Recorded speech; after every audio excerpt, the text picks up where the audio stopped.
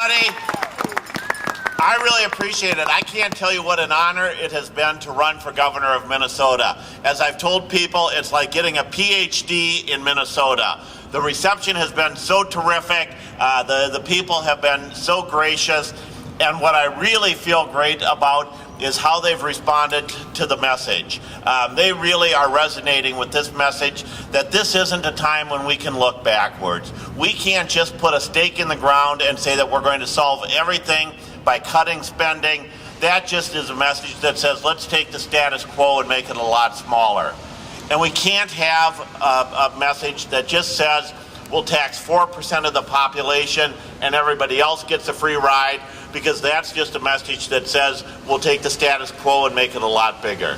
You know, for a lot of Minnesotans, for a lot of our communities, for a lot of our school districts, for a lot of our people, the status quo isn't working, and that's why we need new leadership in Minnesota.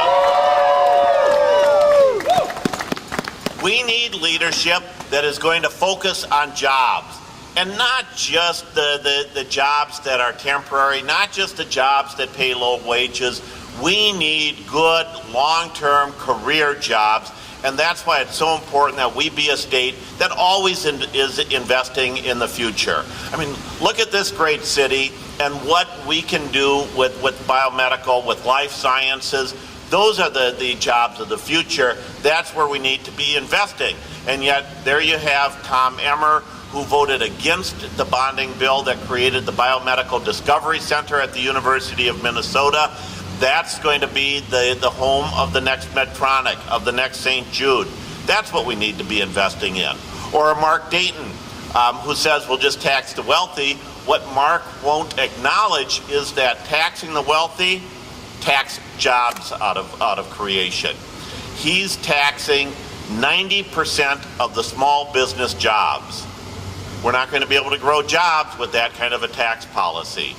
We need a tax policy that's fair to everyone, that recognizes the economy as it actually exists, that allows us to grow jobs, to build for the future.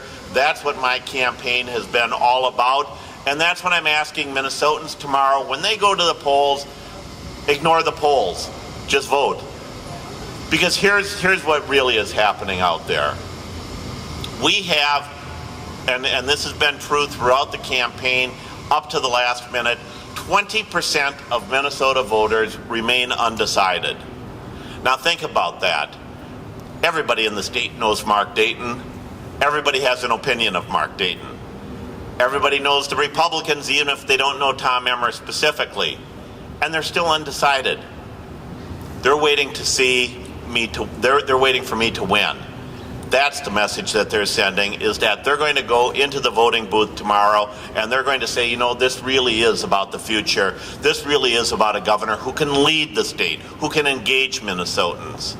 And that's the message that we're going to keep taking around the state today, is that the next 4 years require a governor who can re-engage the 60-70% of Minnesotans who have been pushed to the sidelines. So here's what I'm asking of everybody is, vote tomorrow, vote your conscience, vote for the future, and I hope that future is me. Thank you very much.